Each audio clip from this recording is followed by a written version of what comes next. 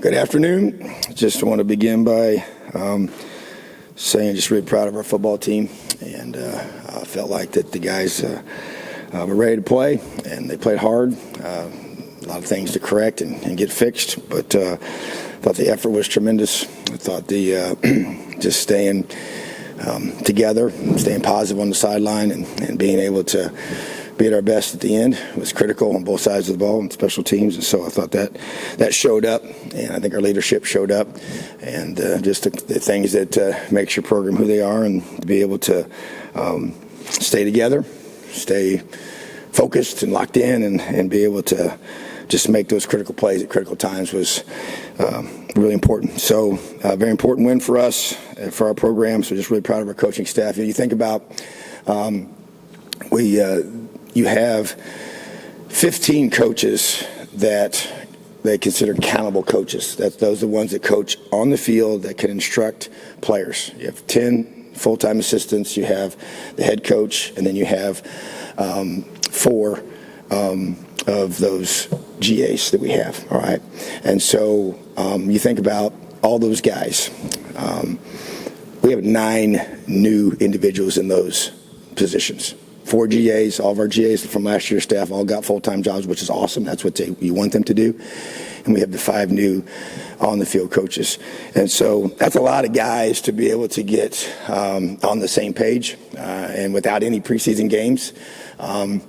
And preseason scrimmages are good, but they don't simulate a full game because the sideline isn't the same. So someone's always on the field that you're coaching for your team, whether it's your 1s and 2s or whatever. That's the obvious reasons when you're playing against each other. So we do a mock game to try and simulate that, which is still not the same because all of our GAs are running that, the scout teams, and so those guys are the ones we're talking to in the box.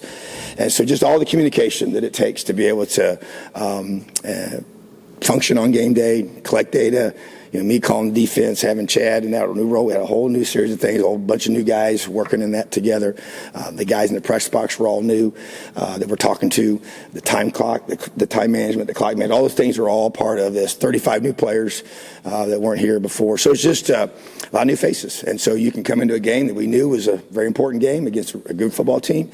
And there was no ramp it up opportunity. So all that being said, just really proud of our guys, the calmness that they had, the ability to communicate and execute those critical times was very, very important, to be able to have that. And we had one penalty on offense and for legal procedure, only one of those. And we had one, which you consider a cat on defense, where we had a out of bounds where we slung the guy to the ground. That was a mistake on our part. So, but other than that, pretty clean game. So those are positive things that just speak to the guys that we brought here and their ability to function at a high level. Just want to really commend a couple guys on offense. Cam Camper, the first player here, he had 156 yards receiving, which is the most ever in a debut for a wide receiver. And then Connor Bazelak threw for 330 yards, and that was the most since Randall L. At the quarterback position, those yards. So just really high-level performance. And I've talked about Cam Camper a lot throughout the spring and the fall camp, and he didn't disappoint. We also had a chance to recognize our captains, put those out before the game, but those guys went out for the coin toss. Cam Jones, A.J. Barner, Jack Tuttle, Tywan Mullen, and Monster Matthews, just 5 high-quality young men that represent our program in a first-class way and have been here many years, and just so proud of that group. Cam Jones is the only 3 in the history of our program have ever been named as a 3-time captain, and he's now one of those 3, and that's pretty impressive as well. So you think about our history and everything of our program, and we're going to be recognizing the Rose Bowl team here this weekend, the 55th anniversary of that team, and just teams just loaded full of really, really high-quality people that really shaped our tradition and of our past. So just excited to have those guys with us this weekend. So you got the guys from the past coming, and you got the guys here on the current team that are creating our own history of ourselves and being able to do great things together. So proud of our team. We go through each week and give different awards for the game. I want to make sure we recognize those guys on defensive scout. Ray Stewart and Cooper Jones were the defensive scouts of the week. Cam Perry, offensive scout team player of the week. Drew Pierce was the special teams scout team player of the week. Those guys do a tremendous job.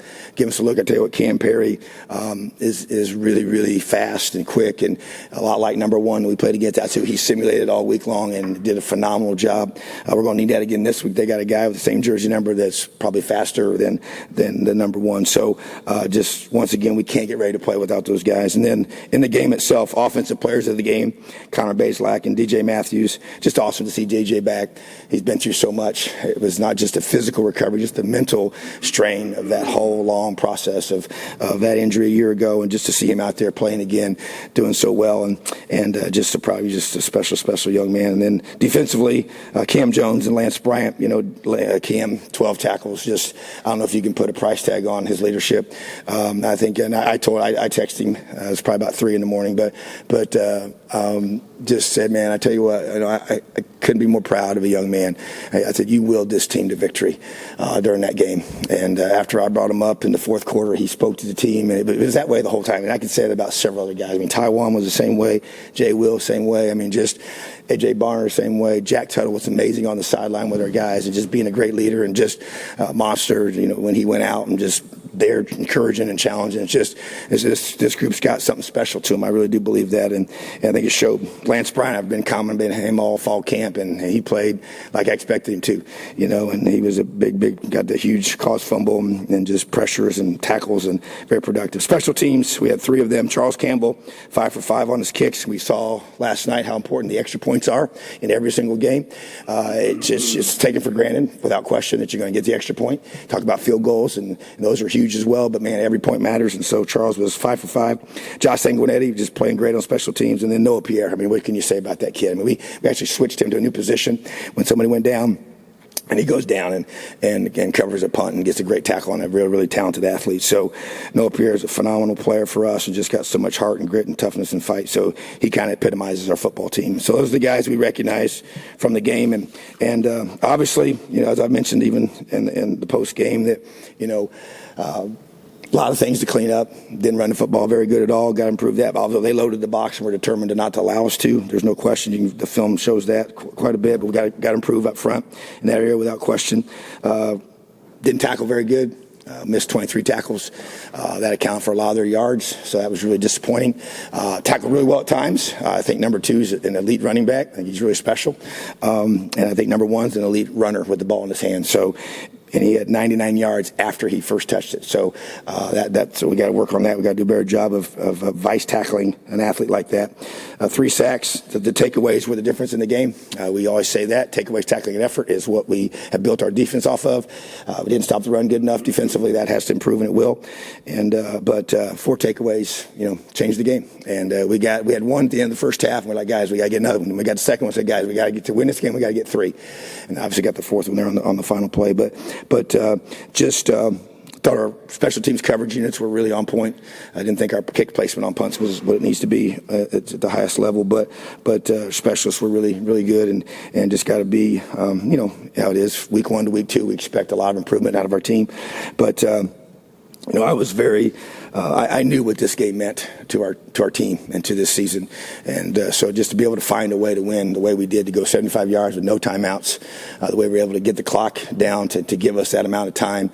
There was that last sequence of events there where because we had an injury by one of our players, I had to choose to take a timeout because if I had not taken the timeout, we'd have lost 40 seconds on the play clock because they would have drained it down, and so I had to use our last timeout to save those 40 seconds. It gave us 2 minutes and 20 seconds to go, to be able to go with no timeouts. You'd like to have at least 1, but that's why that decision was made, and based on the information I was given by the officials. And so, but I thought we did a great job. We got guys in the press box in charge of all that, and Craig Johnson's in charge of communicating with me during the game, and he did a phenomenal job with that. So just being able to maximize the clock, give our offense as much time, and as you notice, we needed about every second we got to be able to drive down the field and score. So just got to get better, and but it's a whole lot more enjoyable correcting these issues after a big conference win to start the season. Questions? I know you said there's things you'd like to clean up, understandably, after week 1, but after talking in the offseason about feeling like you'd gotten too far away from what you wanted to do defensively, where you wanted that unit to kind of ground its identity, is that, at least roughly speaking, kind of what you want it to look like, not just the turnovers, but the sacks, the 4th down, stop in the goal line, et cetera? No question. So, as I've always said, it's really hard to limit yards in today's game, but it's the takeaway piece. It's key stops at critical times. It's the sacks, it's the pressures. Now, we did give up 3 quarterback scrambles. It really still ticks me off, but we just can't let that happen, and we'll get that fixed. But just being able to get off the field on third downs, the goal line stand, the score zone, which we call that's been between the 12 and the goal line, basically. That's where we got to be great. And if you're great there and you force field goals or you force, them to stops where they go for it on fourth down, that's how you win. And that goal line stand, just that toughness to fight, the ability to be great in those moments is really critical for us. So that's what I want to get back to, and I want those things to continue, the takeaways, the pressures, but we still didn't, the stop in the run game to me, and that's why I guess, I'm frustrated, but also I realize it's all very fixable, the things that were going on there. So got some new faces there and some guys that got to fit some things better. But overall, it was, I would say, a good start to getting us back to where I know we need to be defensively, because if you play great defense, great takeaways, you give yourself a chance every week. Hey, Coach. I know one thing you guys really preach is next man up. You didn't have James Head. Bo Robbins steps up. I don't know what he did all game, but I would argue that his sack was one of the 3 or 4 biggest plays in the game, because they had just gotten a 20-yard pass and they were almost to midfield. Just talk about that play and just how Bo's come along in his 2 years here. Yeah, glad you brought him up. I think that, matter of fact, I mentioned him specifically in our team meeting this morning. So proud of Bo, man. Just what an amazing young person. Hard worker, smart, tough, dependable. He's gained a lot of really good weight this offseason. Came up huge for us. And it wasn't just that play. I mean, it was rock solid in the run game, doing his job. But a sack in that situation is a game changer. And as you mentioned, just after a good completion there, that got him close to field goal range. And so he really changed everything for them when they had to call the last couple plays. So just the way he's come on, he's just been steady. He's never wavered. He hasn't always been a guy that's been starting, and I see that changing here soon. But just so proud of him, man. That's kind of, he comes here, he gets developed. His body's changed in the last year dramatically because of his work ethic and his diet. And I just give Coach Wellman credit for the nutrition piece in our program has changed a lot. We got to continue to develop it and get it even higher. But it's really night and day from when I first got here. So that's part of it. Allow a guy like that to really grow and develop and physically be where he needs to be. And so. But he's bought into that, and he plays with great technique and toughness, and he just used technique on that play. Wins a one-on-one. We're rushing 3 guys, and have some different things that we're trying to do with that. But he had a one-on-one on that particular call, and he beat his man, got a sack, and so just so proud of Bo, and it was huge. And that's how you win Big Ten football games, is guys like that stepping up. The in-state guy from Carmel High School that's come here and does a phenomenal job in the classroom. He represents us the first-class way and everything possible. So couldn't be happier for Bo. Hey, Tom. I just want to sneak a couple in here. First, he mentioned James Head. I just want to see an injury update on him, Matthew Bedford, Trent Hallen, and I guess Cam Jones. And also, now that it's official and we've seen him, what ultimately led to Connor being named your starting quarterback? Yeah, okay, so going through the injuries, James Head is day-to-day. We're hoping to get him back soon. It definitely will not be long-term, but couldn't go this weekend. Excited to get him back. He's had a tremendous offseason. Cam Jones, he's going to be fine. The guys that were injured during the game, with the exception of Matt Bedford has torn his ACL, and he'll be out for the season. So tough blow for Matt. Feel for him, and amazing young man, but has got an unbelievable attitude about it, and talking with him, and he's going to have a great recovery and come back and play his final season a year from now. But reality is that it's part of this game, and you hate it for him and for our team, but next man up, and that's what happens. And so all the other guys mentioned that there are some guys that will be day-to-day and figure out if they can play again next week, and hopefully we can, and get us back to full strength as much as possible.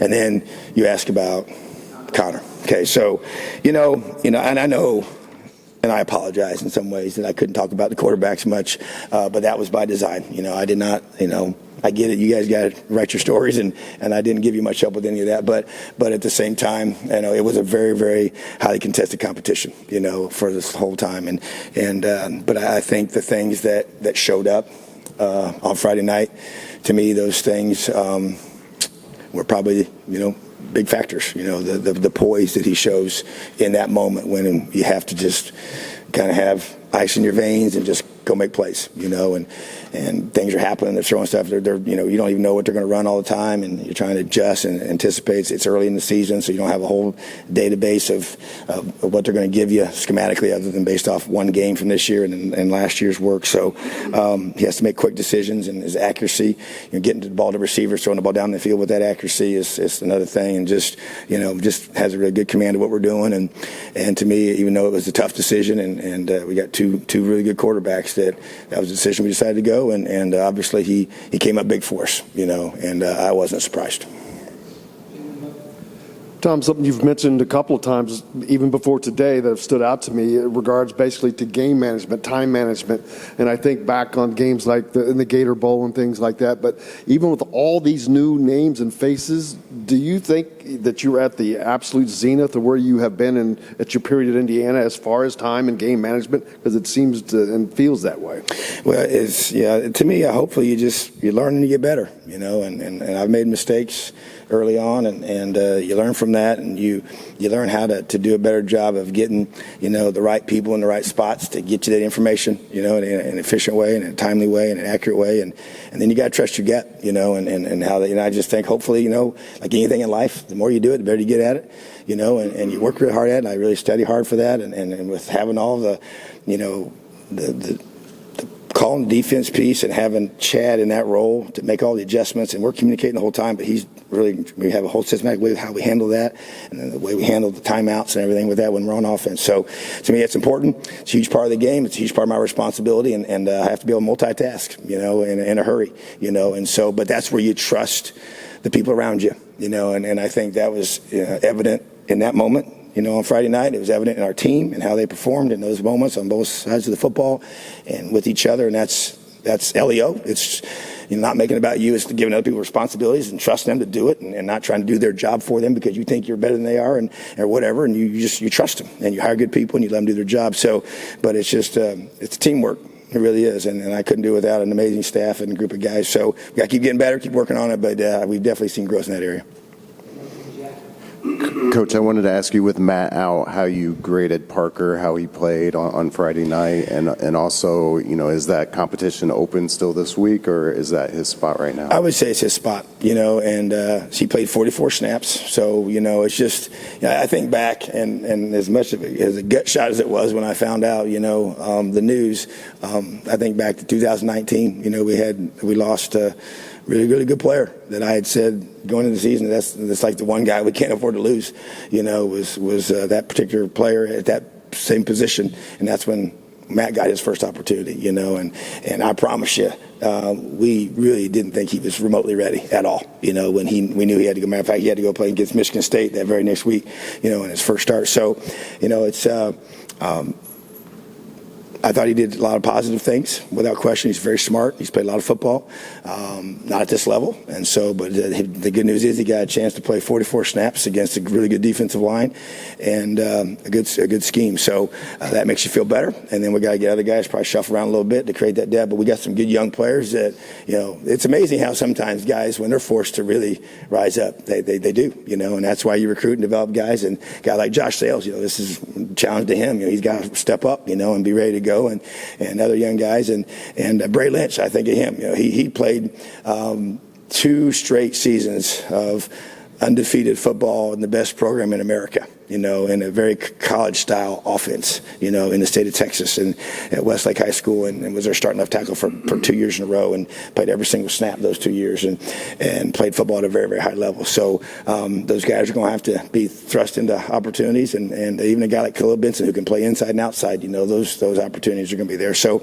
it's just a matter of our guys coming together and stepping up, getting better, and you hate it for one guy, and it's an opportunity for the next. So that's why Parker came here, was for this opportunity to be able to chance to get on the field and compete and play in the Big Ten and prove to everybody that he can. So I'm excited for those guys and excited for our football team.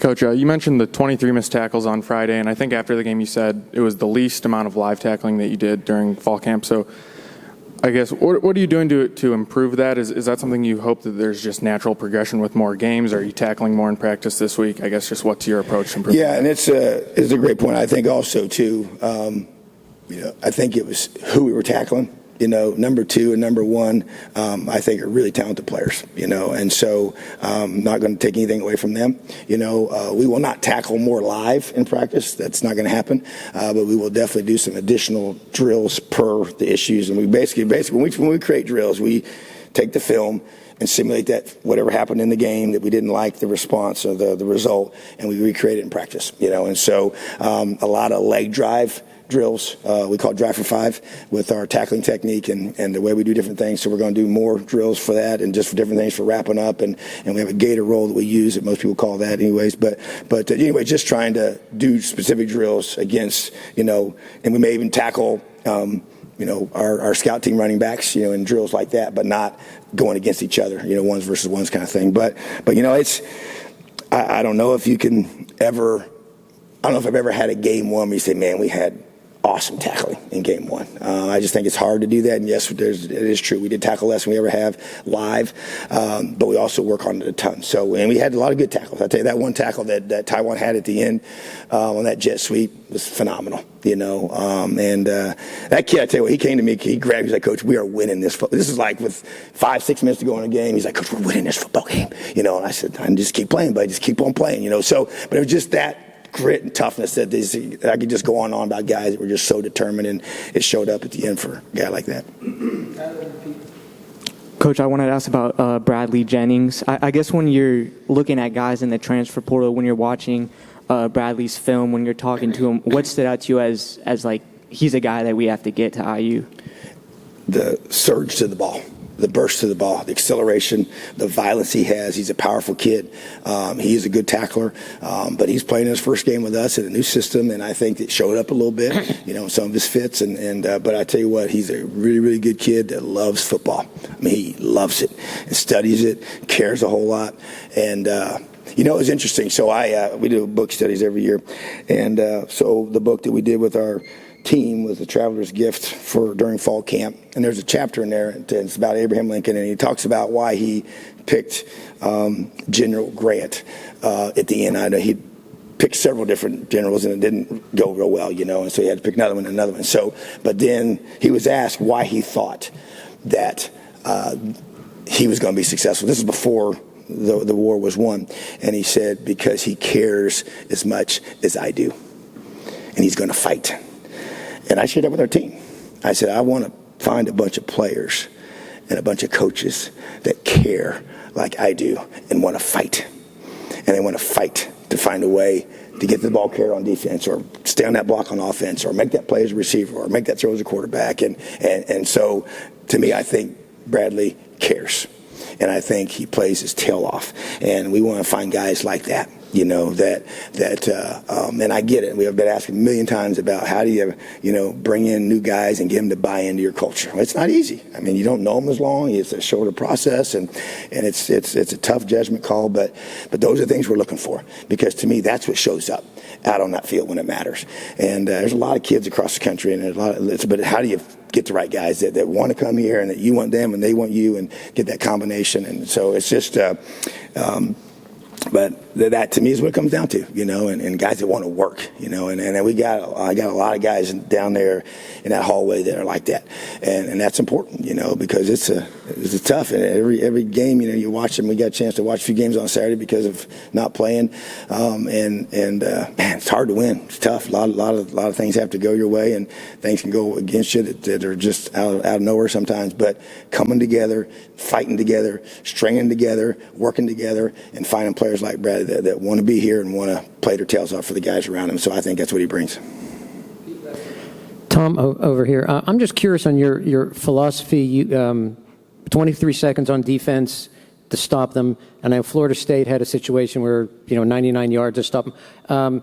Do you like to still be aggressive? Do you like to still keep your defense? Do you play more passively? What is your philosophy to that? Well, it's a great question. And you also have to know, what do they need?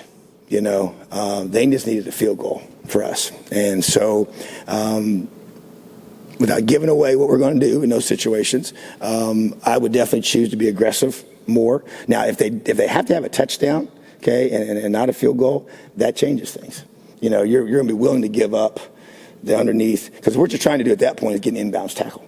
So if you get an inbounds tackle with that, you got 23 seconds to go in the game, and if they have to have a touchdown, well, then you're talking about a whole different animal. Now, if they only got to get to the 35-yard line, the 30-yard line to get a long field goal to tie it, send it to overtime, which is what the case was for us, you got to be a little more aggressive. So we tried to kind of do a little bit of both and some of that, but the play was with some help over the top, but also with play some a little more aggressive man coverage on a couple of those calls, and so it's just but it's gut feel. It's film preparation. We go through and we study what they try to do in those situations and give us the best chance. But I think the biggest variable is what do they need. Yeah, and that's one thing we talk about all the time in practice. They need a field goal. They need a touchdown, and how that looks. Maybe they got to have a touchdown and a 2-point conversion. So whatever the situation is, and I know in that situation last night they needed to score a touchdown. But bottom line is that's the driving force, and then you get your scheme from there. But the big thing is execute. Play with technique in those moments and not try to freelance and do your own thing. And that's what we've been coaching off that even today from that situation. So you had a chance, first game of the season, getting that opportunity to be able to finish the game and get off the field. So great question. Awesome. Have a great day, Elio.